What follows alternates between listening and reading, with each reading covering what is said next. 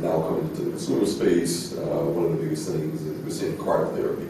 So access even now here in New York City, I believe there is at least 15 different cryotherapy places that have popped up in the last 7 months alone. So in terms of treatment, they're targeting that in the marketing language.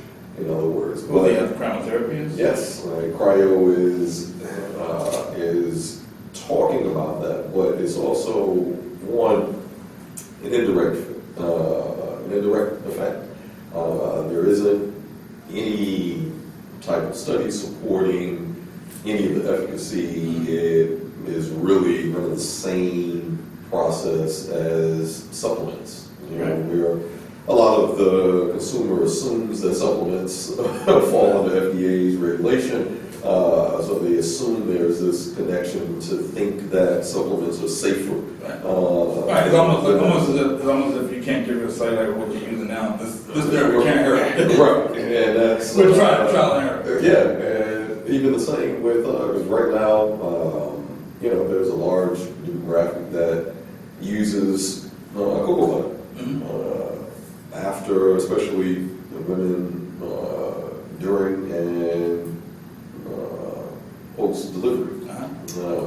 So same type of effects where a lot of these are topical treatments, a lot of these are just not studied to have any substantive conversation where you can kind of deep dive into the data to get any type of comparative analysis.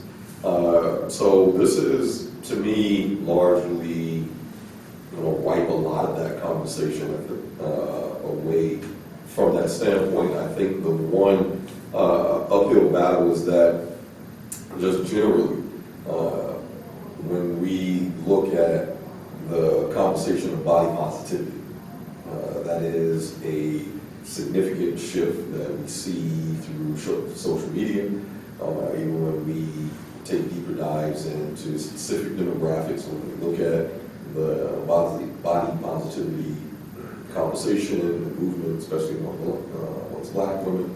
We see that same type of conversation happening amongst white women as well, even when we get into more of a socio-political framework of whether one identifies as feminist or one identifies as Republican or one identifies as other fringe ideologies. We see the same trend happening where there is more of a accept me for who I am, which I think for the most part it is a good conversation and transition to be happening. But it would be interesting to see how Endo's marketing is going to push back in that conversation, or if they're going to embrace some of that. Because I think there is a way to weave that message of empowerment into the marketing without making it antagonistic in nature. So it'll be interesting to see what the marketing gurus come up with to push to that 6 million. Right. I think they brought up the issue that some women just aren't bothered by it. Right. So I thought that was interesting that they factored into their market study. One thing I want to touch on that they are reaching out to physicians because they are gatekeepers. Yeah. And get physicians behind the product and compare it to what they're out there. So they have to get physicians behind and also consumers behind it. Yeah. So you can almost get like almost a demand push strategy where if you get shelf space with the physicians, it's going to sell, or demand pull strategy where you can sell it to the end user. They'll go in and demand it and put it in the sales channel. Right.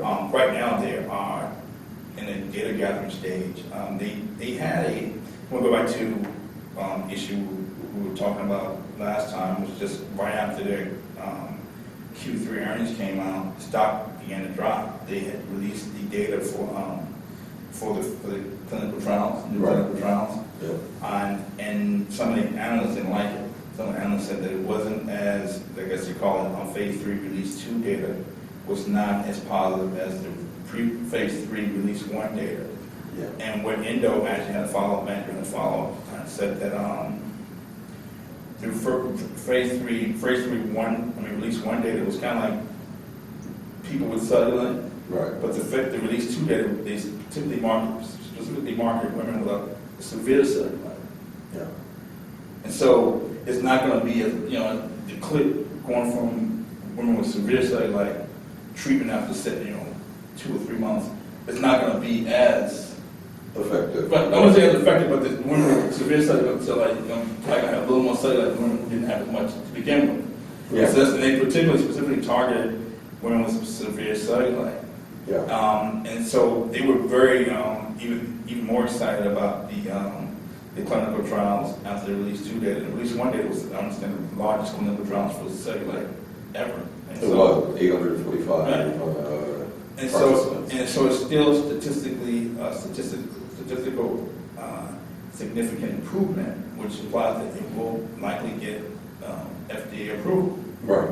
And so they are right now, they are in the data gathering stage. They need to find out from women how they feel about the product. And only people really talking about this product are African Americans, us. Right. We don't know what we're talking about. You don't hear any bloggers writing about it. You don't hear any beauty experts talking about it. Yep. So it's almost like talking about Viagra 2 years before it comes on the market. And they are in the process of gathering data. A lot of stuff we're talking about now, they're probably going to talk about today, they're probably going to want to use. It's probably going to be used for information about the safety angle. Is how excited women would be for a less invasive product on the market. Women who aren't bothered by cellulite probably aren't bothered because they're not there to really clear it up. It's going to take some type of suspension procedure. Who wants to go under procedure? I don't want a surgical procedure. Right. If I don't have to go under a surgical procedure, I won't. Absolutely. So just to hear how excited women can be about the product, safety angle, I think that would go a long way in terms of how they can market the product and how they're priced. This is like prices information for Endo. So again, I think after the management clear up about the phase 3 release 2 data that they targeted women with severe cellulite, and they still has this significant improvement. I'm more excited about it. And I think once the investor community gets begin to parse through this information, I think studies can start rising.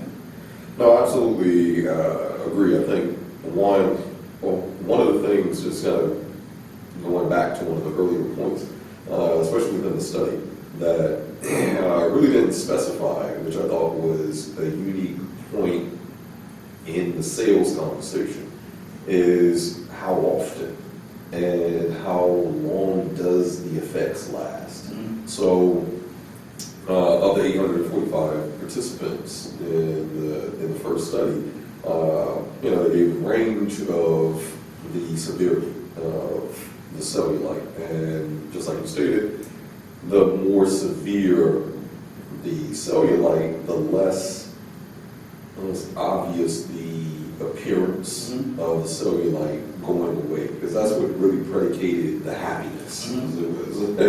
And I think that was the difference of why analysts weren't as excited, because it was a literal happiness scale.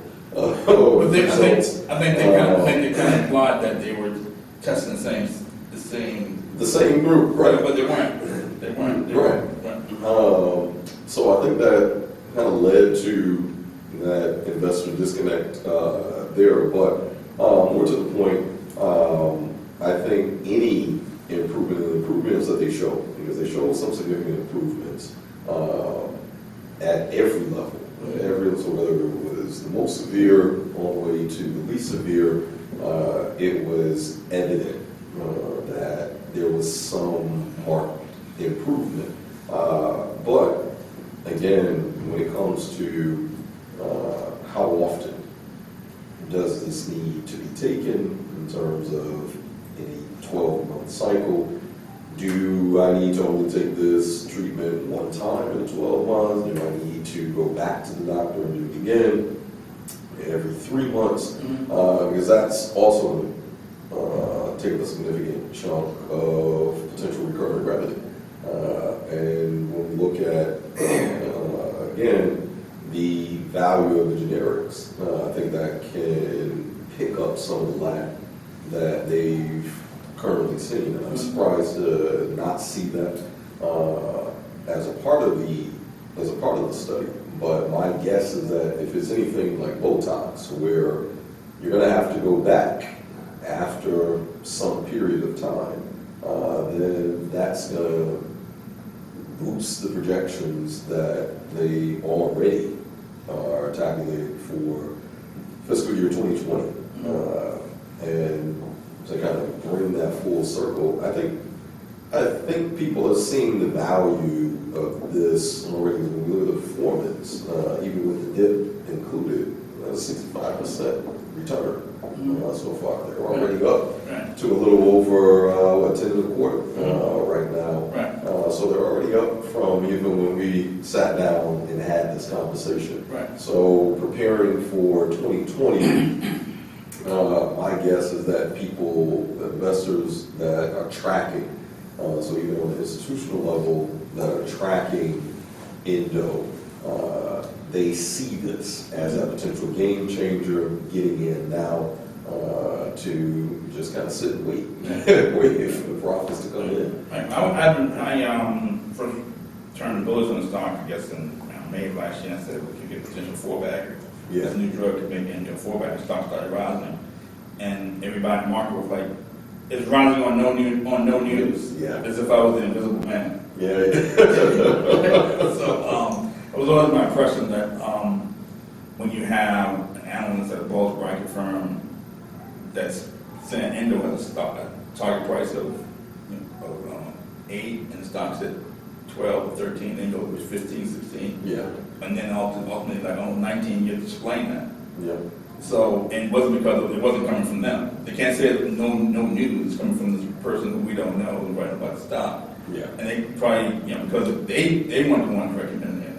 All of a sudden, they started questioning the consumer appeal of Xiaflex after the phase 3 release 2 data came out. Started questioning the commercial appeal of it. How would they price it? It wasn't as strong as if release 1 data, blah, blah, blah. So all of a sudden the stock started dropping. So I kind of suspected that they were like, well, it's not rising because of our research, so we'll just kind of like, I wouldn't say trash the stock, but be a little bit more skeptical. Right.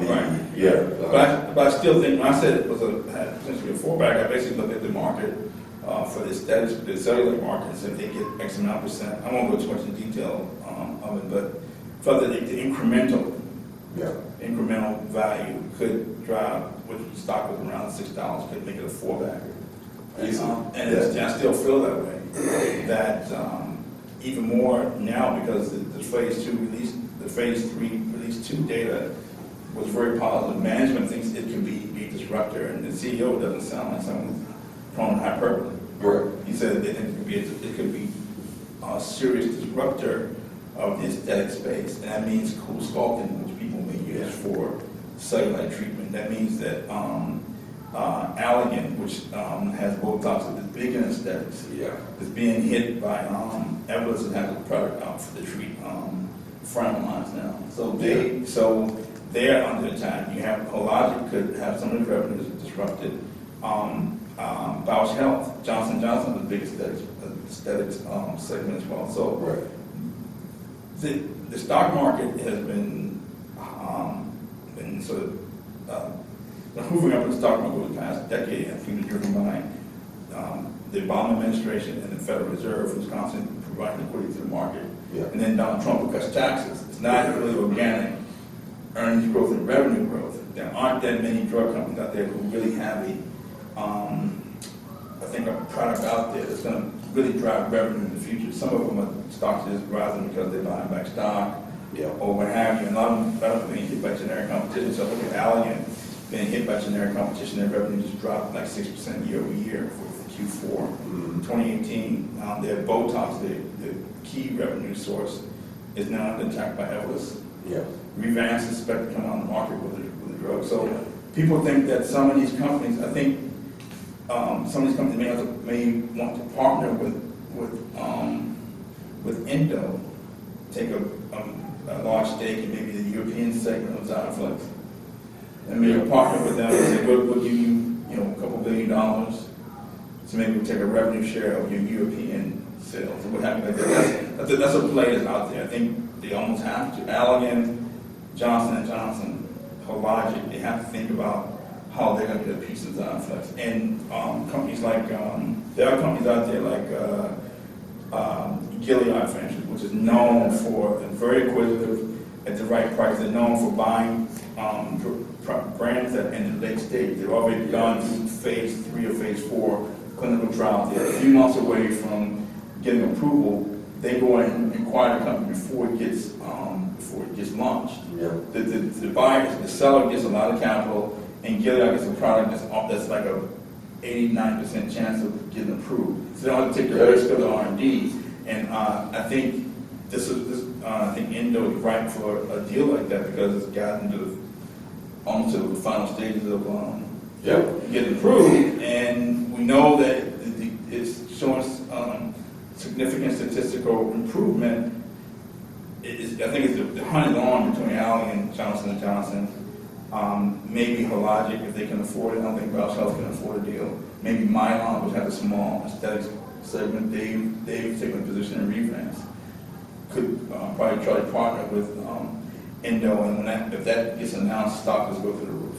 I think you brought up two really good points. One, that looking at the market outside of the U.S., one, that's where we get into the immersion conversation, which Gilead, has been King Kong for the last 5-6 years running. It's one of the largest biopharmas on the planet. They are easily in a position to scoop up. Because when we look at Endo, they are more so a part of the feeder market that does all of the legwork, the groundwork to build up to support a Gilead's pipeline. As Gilead is just going to cut the check and essentially buy up that stream of revenue. The other interesting thing that we have to include in the conversation is how long they have, like how much runway. And we brought up Gilead, it makes me think about the Hep C solution, the cure that Gilead came up with. Gilead was only in the market for, not even 16 months before you had the other competitors, AbbVie that came right up behind them and then undercut price. So that's the one thing that I see kind of sitting on that horizon. What is the lag time? And if a Gilead is going to step in, I don't think, I was looking at Mylan, but I don't think that it would benefit Endo. Is what Endo is about 2.1, Mylan is about maybe 3 billion or so. So they're right around the same ballpark. Whereas Gilead, Johnson & Johnson, they have bigger bank at the end of the day. So I don't think it behooves Endo and Mylan to essentially kind of buddy together. Right, but they're also generic competitors. So but I'm saying Mylan does have a small, a nascent sort of aesthetics segment. I just mentioned Gilead because it's been not because it has an aesthetic segment, but because it's been so highly successful. They're buying late-stage companies. They bought Pharmaceutical. They bought Pharmaceutical. They had HCV. It was probably one of the best deals ever made. From a term standpoint, they bought Kite. Around $15 billion because, and then right after Kite, they bought it. Kite had its procedure to treat cancer approved shortly thereafter. So they've been very successful at it. I think that has to be a key driver for these pharmaceutical companies. Now that you see like AbbVie's pipeline, drug pipelines getting hit. Their key drug Humira is being attacked by biosimilars over in Europe. Allergan's R&D prowess is not what Alan said it was. A lot of R&D. They have the pipeline. These drugs are not getting approved, and they have a loss of exclusivity for certain of the key drugs like the dry eye drug, Restasis, the women's health segment, the general medicine segment getting hit hard by loss of exclusivity. Yeah. And they have no, and their pipelines hasn't been as strong as people said it was. And stock, I think stock should be a lot lower. But anyway, this Gilead's formula, also Celluline's formula, to a large extent buying brands that are already kind of stage 3 or just about to get approved. You write a big check, but you also don't want to take the risk of the R&D risk of this drug not panning out. Because it's always gone to the final stage. I think that's the play for some of these drug companies in the aesthetic space, and also the fact that if they don't partner with Endo, they could be the ones to get disrupted. Well, another point to just kind of bring a speck of bringing it down to where the rubber meets the road is looking at what since our last conversation about Endo, looking at what happened to the Affordable Care Act. The reality is that right now it's really in existence a name only. The Texas federal judge simply essentially ruled that the individual mandate is unconstitutional. So what does that mean for both insurance companies that really walk hand in hand with biopharma? Because they're leaning on the success of those insurance companies to be able to project revenue. So what does that mean for the consumer is that at the end of the day, we're looking at pre-2008 insurance claims. So going back to a time where pre-existing conditions can exist and people can either get booted off their existing insurance, and then two, looking at a higher chunk of eating into that disposable income because now they're subject to higher premiums. So what does that mean for a Xiaflex, in other words? That means that there's some regulatory concern that's eating into that disposable income. So when we look at what's the reality of even a household, whether married or individual, that's making $75,000 as an individual, let's call it $150 as a household, where how much of that disposable income do they have room to continue to pay for the aesthetic treatment because of more health demands through insurance? So there's a competing wallet share there that the current environment is now ruling in. I'm interested to see if that's a part of the conversation, because I have yet to hear that side of it from the CEO or any other kind of news out there. I think right now, the only thing that the only other news outside of us is the DOJ settlement with the opioid settlements, and I believe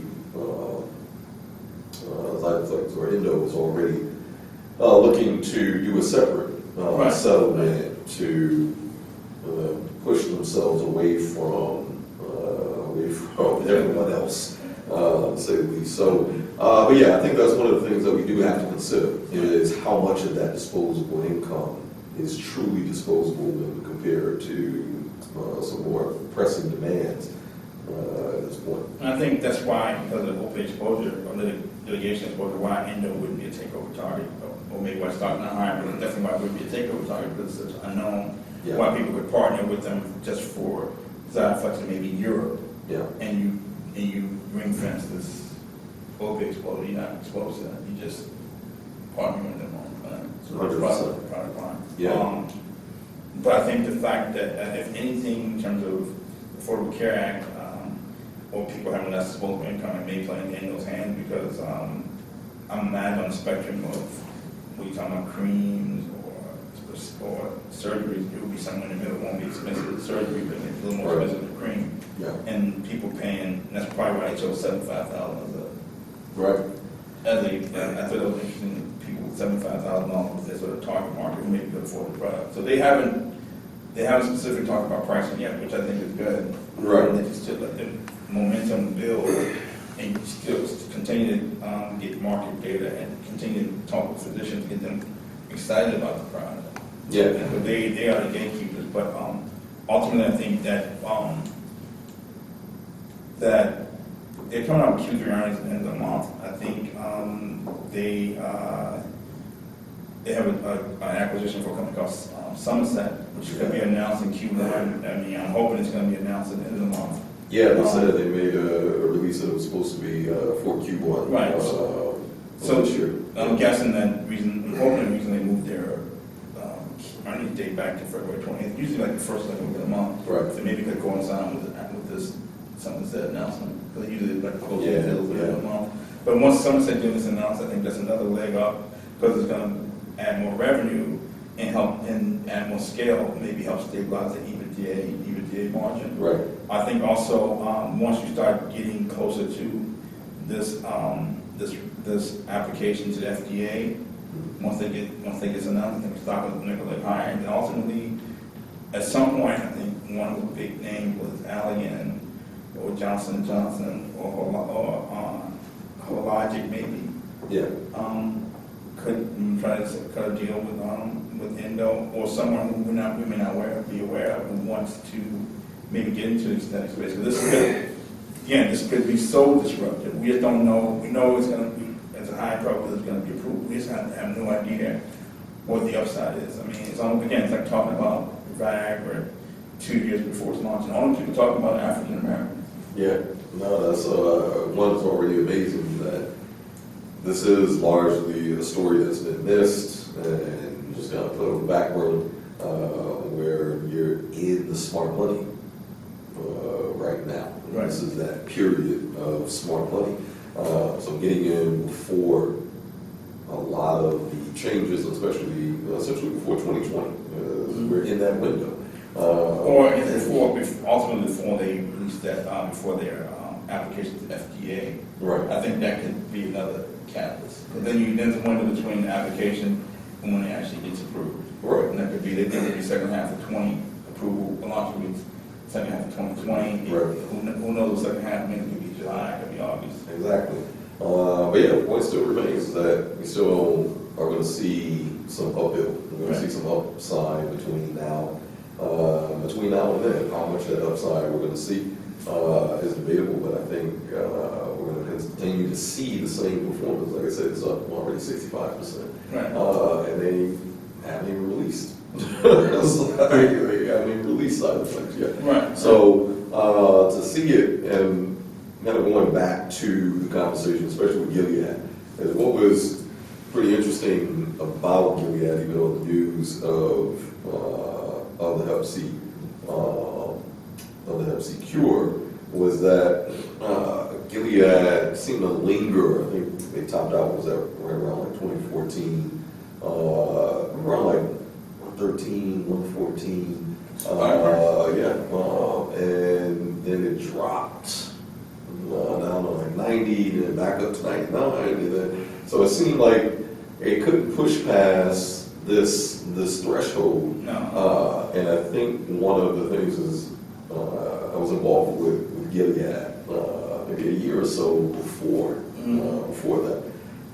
So we're pretty excited. Listen, got a cure, like not a treatment. It's a miracle. Cure. Yeah, it's a miracle. It's like they're gonna shoot you 250, no problem. But one of the things that when we look at the market of how many people per year are impacted by Hep C, and then also the cost barrier. If you recall, they started off at about 90K per pill. So before AbbVie came right in, undercut them, they introduced theirs at a little less than half. It was like 45,000 per pill, per treatment. So, but unlike the Hep C market, this has a much significant market, because even Gilead looked at the global landscape of who's impacted by Hep C and looking at how many people are on the 12-week treatment regimen. So that's what kind of interests me to bring that conversation back to how long will the treatment last, the efficacy of the treatment? And will it need to be or will it be a case where the consumer will need to go back? And then two, one of the things I'm interested in seeing is what will the continued use of the treatment ultimately lend to? So if someone at most severe, what is the most improved that they can get after using it for so many months, years? Will there going to be a plateau where we see some actual appearance in efficacy? So a couple of different reasons why that game changer is there, because the market is larger and for the potentiality of the fact that they may have to go back, unlike a Hep C, where once you were cured, theoretically you're cured. So after that 12-week, so really you only have a one-time consumer there. So for Gilead to step into the box with an Endo, essentially cut a check, we ought to see some stronger upside, even on the Gilead, because of that potentiality in terms of stock pricing. So yeah, just thought that connection there. That's pretty interesting. I think ultimately, you have a lot of analysts talking about men talking about if women, if the product will be well received from women. I think women we heard from sound excited about it. Yeah. So that's ultimately what matters. Yeah. What does the target market think of it? And apparently the target market sounds excited about it relative to alternatives, relative to going to the DR. A regular procedure, or maybe get I'm not sure how much a surgical procedure costs, but those are very effective, but they're very expensive. And many people want to have a surgical procedure. So my job is to really do deep research, find out the mispriced stocks, and then talk about it and be real loud about it, which I'm pretty good at. So far, so good. Being real loud about it. And so I hate the stock market, but this is probably one stock I do like because of the potential for Xiaflex, and just what you're reading about the clinical data and how the potential to be revolutionary for women as Viagra was. For men, nobody could predict Viagra's impact. So again, the next step would be Q4 earnings comes out at the end of February, and then hopefully we'll wait to see about the application when they start doing that data gathering. Hopefully we can be a part of that data gathering. I'd like to have a representative from Endo come to this event, whether it's the CEO or a brand manager, what have you. I'll speak directly to the community. We only want to talk about this product by African Americans, and I'm the top analyst on Endo. It would be great to have you maybe a town hall type setup with a representative from Endo, especially if they're cinema management. Would be even better. But yeah, I think the long and short is that if you offer a non-invasive or least invasive solution for any type of physiological issue, I think human nature is that we're going to take it. Messages of body positivity and all, we're going to take it. And I think even the smaller market of, like I said, men, obviously there's going to be a significantly smaller market, but I don't think that it can be completely ignored because even now, men are doing Botox, men are, some men even do chest implants and calf implants. Hold on. Don't be worried about It gets crazy, so we can't, we just can't discount it, but it'll be interesting to see what that evolution will be. But I think this is a true unicorn in the market, something worth putting some exposure